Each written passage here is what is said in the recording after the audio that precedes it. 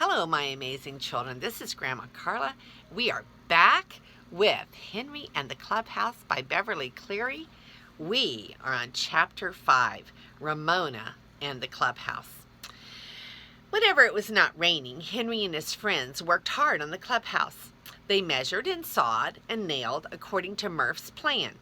When Henry was delivering his papers, he noticed that one of his customers was having his roof covered with asphalt shingles, and he was able to persuade the workman to give him enough leftover material to shingle the roof of the clubhouse. He bought 2 big hinges so that they could have a door that would really open and close. Beezus and Ramona and sometimes Lisa came over almost every day to watch the progress of the building. They stayed until time for the Sheriff Bud program on television, which Ramona never missed. "I could help," offered Beezus. "I bet I can drive nails." "No girls allowed," said Murph curtly. "I could make curtains for the windows," suggested Beezus.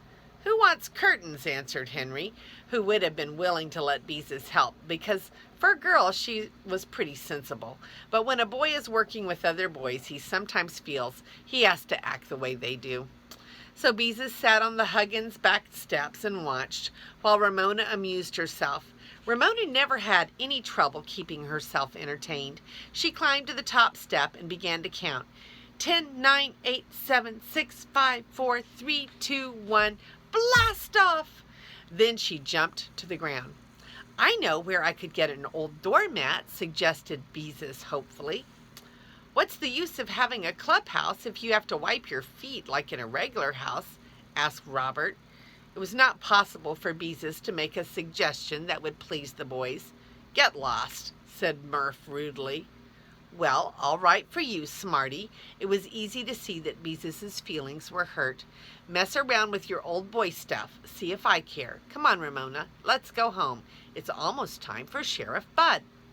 Ramona finished blasting off and trotted along home with her sister. Henry was really sorry to see Beezus's feelings hurt, but he did not like to say so in front of the other boys, who were too busy installing the real glass windows to pay any attention to what had just happened. While the boys worked, Murph began to recite some strange sounds. They were not words, so Henry and Robert had trouble catching exactly what it was that he was saying. The syllables, whatever they were, had a catchy sound and rhythm. "Say that again, Murph." Henry found himself wanting to make the sounds himself. Once more Murph rattled off the syllables. This time Henry caught a beep and a boom. "Hey, that sounds keen," said Robert. "Where did you learn that?" "From my cousin in California," answered Murph. "He learned it from a lifeguard." "Say it again, and slow down," said Henry. "I want to learn it." Murph laid down his hammer, recited slowly and distinctly. "Fadada, fadada, fadada. Beep-pum, boop-pum, ba. Rada, dada, boom, shh. Affa-dee-dee-boo-boo." Henry and Robert laid down their tools too. Fadada, fadada, fadada. They began slowly at first, but in a few minutes they had mastered the sounds and could rattle them off as fast as Murph. "Hey, I have an idea." Henry was enthusiastic. "We could be a club and use it for our secret password and always say it so fast other kids couldn't learn it." "Sure," agreed Robert. "All the kids will want to learn it and we won't teach it to them." "Especially girls." Murph picked up a screwdriver and went to work to install the door hinges. At last the clubhouse was finished. The siding was snug and tight. The hinges worked perfectly. The asphalt shingles were nailed down so securely the roof could not possibly leak. Yes, the boys agreed, it was a good, solid house. It was just about as solid as a real house. They thumped the walls appreciatively and stamped their feet on the floor. And the best part of it was big enough for 3 boys to sleep in if they didn't move around much. And who could move around in a sleeping bag? "Yes, sir, solid as the Rock of Gibraltar." Murph spoke with pride, for he was the one who had drawn up the plans in the first place.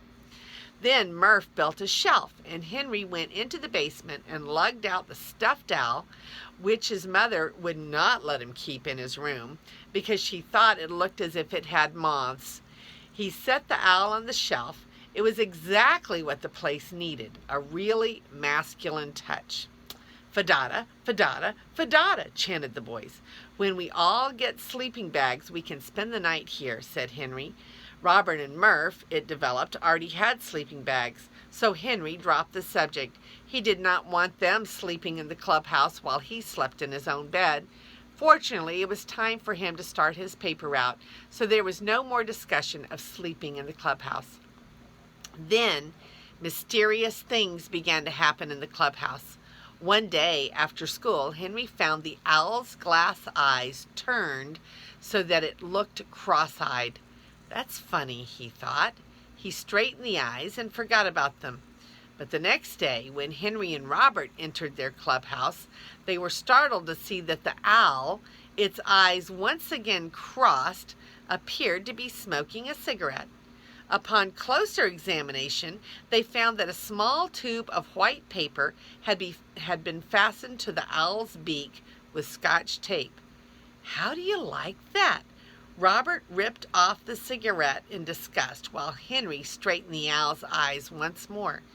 I'll bet old Beezus did this. That was just what Henry was thinking. He felt a little disappointed that sensible Beezus would do a thing like this. Not that he could really blame her after the way she had been treated. The boys found a can of paint in Henry's garage and started painting "No Girls Allowed, This Means You" sign, which Robert finished after Henry went to start his paper route. The next afternoon, Henry, Robert, and Murph raced home from school on their bicycles to protect their clubhouse from a possible invasion of Beezus and Ramona. When they opened the door, they found the owl's eyes were crossed once more.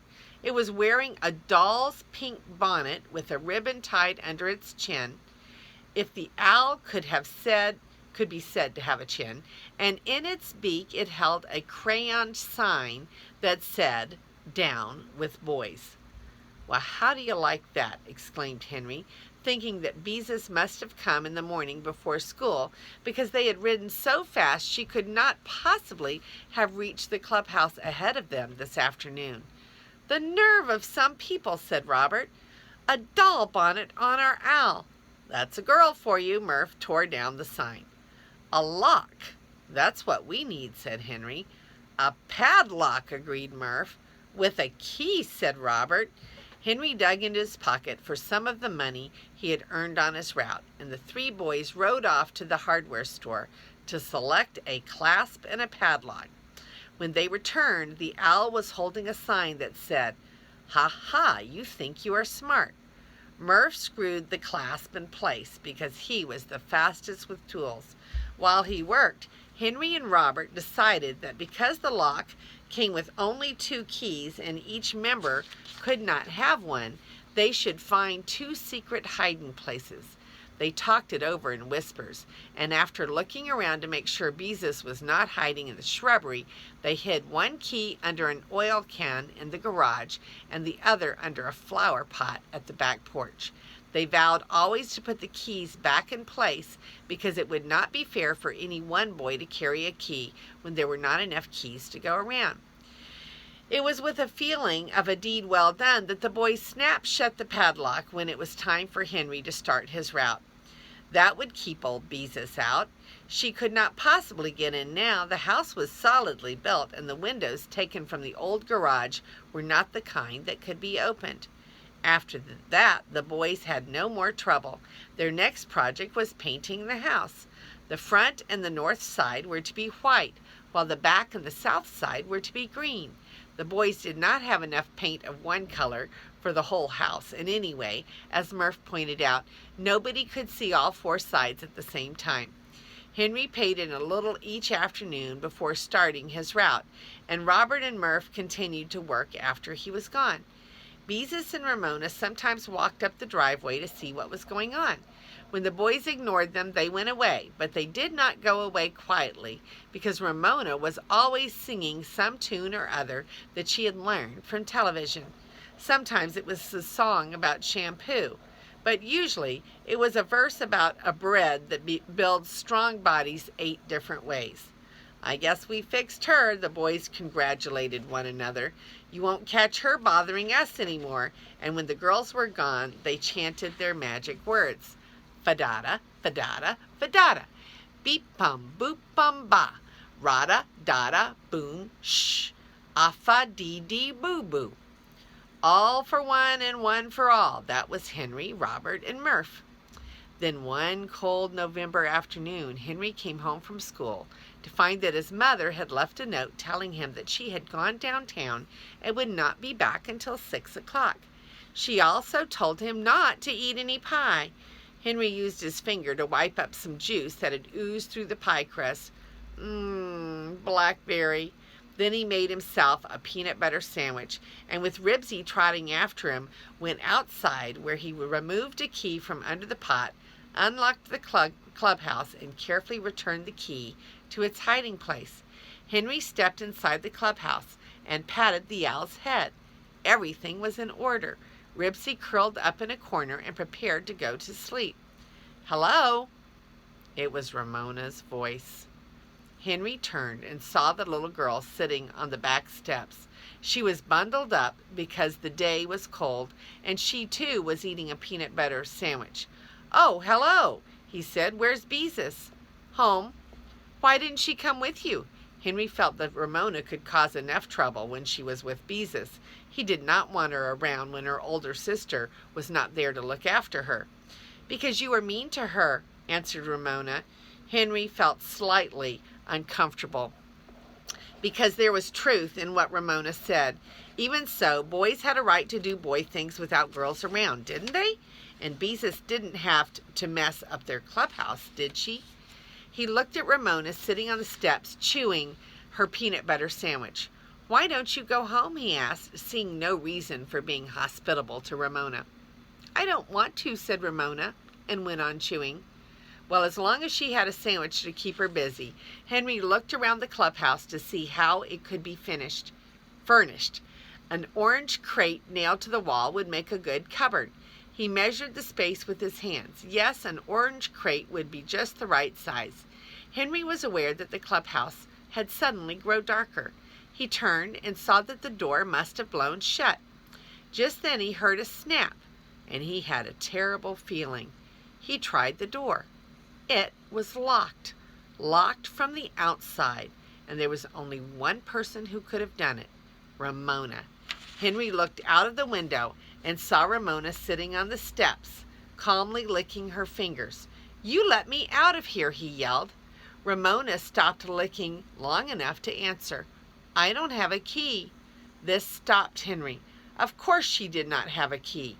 Both keys were carefully hidden, and he was not going to tell any girl where they were either. He could get out some way. Henry threw his shoulder against the door. Nothing happened. It was a good, solid door. He threw his shoulder against the walls. Still, nothing happened. They were good, solid walls. Henry rubbed his shoulder and decided that Murph had done a good job of planning the clubhouse. Maybe too good. Next, he jumped up and down as hard as he could. The floor was a good, solid floor. The whole clubhouse, Henry concluded, was as solidly built as a jail, and right now that is exactly what it was.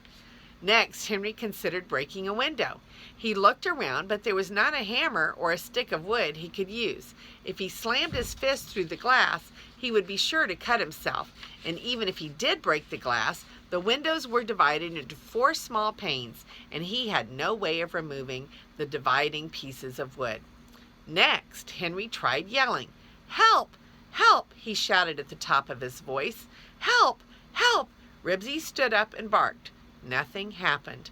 Nothing at all, unless you counted the pleased look on Ramona's face. Where was everybody anyway? "Ha, ha, ha, ha, help," said Ramona, as if she were thinking very hard. Little puffs of vapor came out of her mouth because the afternoon was so cold. Help begins with an H. Plainly, Ramona was pleased with herself for making this discovery. Her kindergarten teacher was teaching her class the sounds the letters make. Henry knew that his mother was downtown, Robert was getting a haircut, Beezus was home, and he did not know where Murph was. Then he caught a glimpse of Mrs. Grumby, his next-door neighbor, looking out of the upstairs window. "Help!" he yelled, pounding on the door. "Let me out!" Mrs. Grumby nodded and waved. She was used to boys playing in Henry's backyard. There was nothing to do. Henry decided but tried to make himself comfortable until his mother came home. He sat down on the floor and leaned against the wall. Ho-hum. It was going to be a long, cold wait. He felt cross and disgusted. That Ramona, that pest. Suddenly, Henry leaped to his feet. His route, his paper route. He had to get out.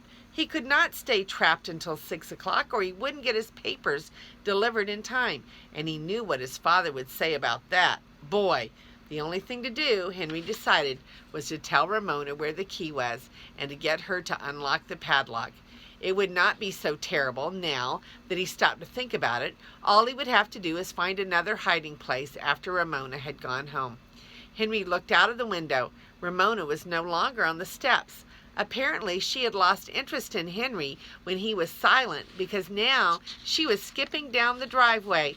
He couldn't let her go. She was his only hope. "Ramona, wait!" yelled Henry. Ramona stopped and looked back. "Come here," called Henry. "I want to tell you something." This tempted Ramona. She walked back and stood underneath the clubhouse window, looking up at Henry. Henry had a feeling that if he was going to get Ramona to do what he wanted, he had better make this good. Ramona, I'm going to let you in on a big secret." "A big secret." Ramona, who liked secrets, looked interested. Henry decided to build it up. "A secret that only boys know," he added impressively. "I don't like boys," Ramona informed him. "Boys are mean." Henry saw that he had better choose his words more carefully. At the same time, he had to hurry because it was almost time to start his route. Only 3 people in the whole world know the secret. He watched Ramona's reaction. She seemed to be waiting for him to go on. Henry lowered his voice as much as he could and still make himself heard through the glass. "I'm going to tell you where the key to the clubhouse is."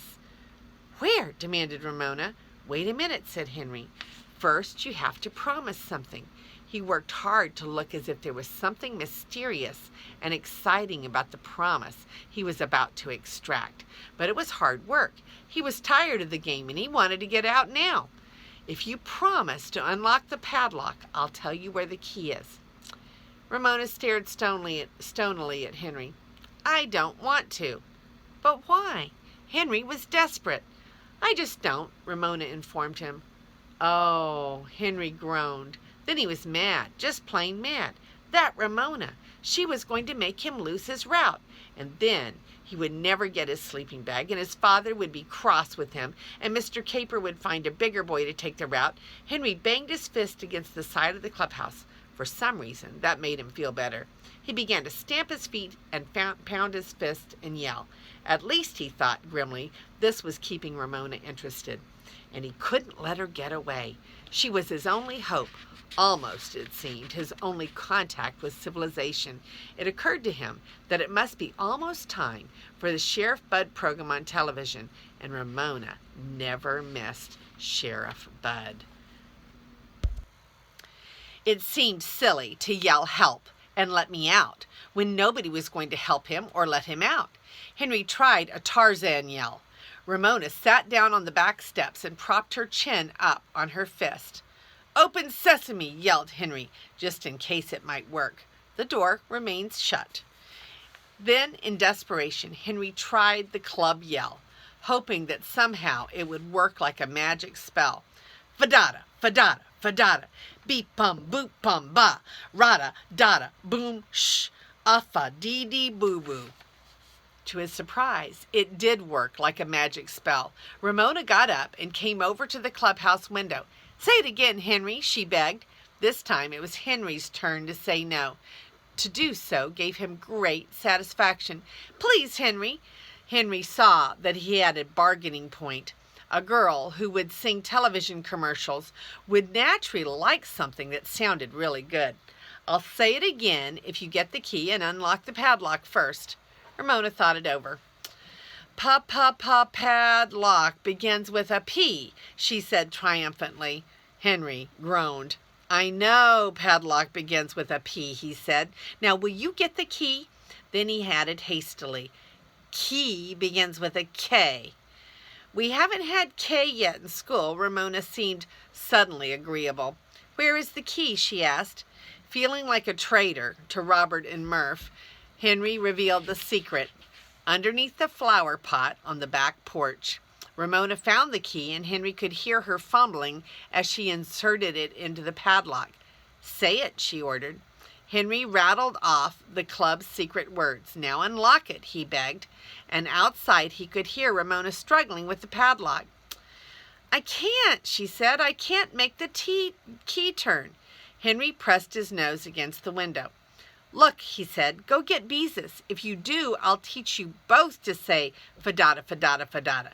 And tell her I'm sorry." "I am a traitor," thought Henry, "a 100% traitor. But what else could he do? He had to get his papers delivered somehow." Then he began to worry about Ramona. Maybe she would forget to tell Beezus. Maybe she would remember Sheriff Bud, turn on the television set, and forget all about him. There was nothing Henry could do but wait. Actually, he did not wait very long, but it seemed that way. It seemed to him that he waited and waited and waited. The clubhouse felt colder and damper and more like a dungeon every minute.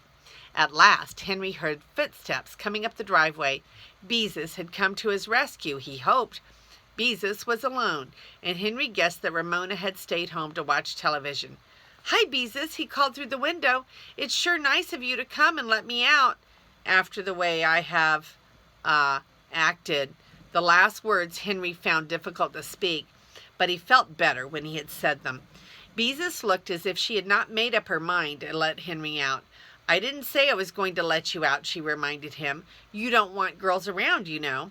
Henry had no answer for this. "Come on, Beezus," he pleaded. "I've got to start my route."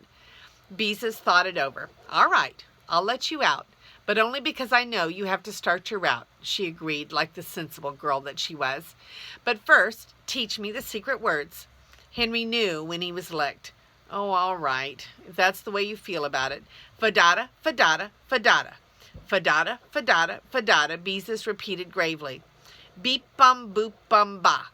Beep bum boop bum ba." Fortunately, Beezus learned quickly and soon mastered the secret words. She was a girl who kept her part of the bargain. She unlocked the padlock and slipped it out of the clasp. "There," she said. "Thanks, Beezus," said Henry, and as he stepped out to the fresh air and freedom, he picked up his bicycle. He had no time to talk if he was going to get his papers folded and delivered. Beezus did not seem to mind that Henry was in such a hurry. "Fadada, fadada, fadada," she chanted. "Goodbye, Henry. I'm going home to teach the secret words to Ramona like I promised." Henry threw his leg over his bicycle and pedaled down the driveway. Now the secret words would be all over the neighborhood. Robert and Murph would not like that, but Henry hoped that since they knew Ramona, they would understand and not mind too much. That Ramona, thought Henry, always causing him trouble on his route. He would have to do something about her, but what anybody could do about Ramona he did not know. All he knew was that if he was going to keep his paper route and his clubhouse, he had better do something, and do it soon. Okay, so let's look at the pictures here. This was a long chapter. Here's the eagle, and he's wearing the Down with Boys sign. And here is Ramona leaping and jumping on the steps next to Beezus.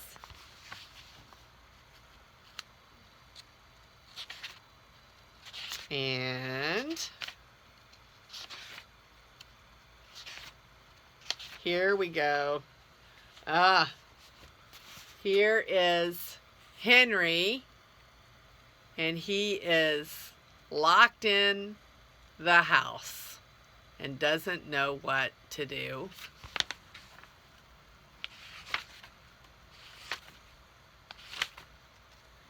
And he stayed locked in there a good little bit.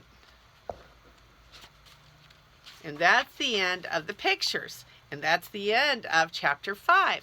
This is Grandma Carla, and I love you.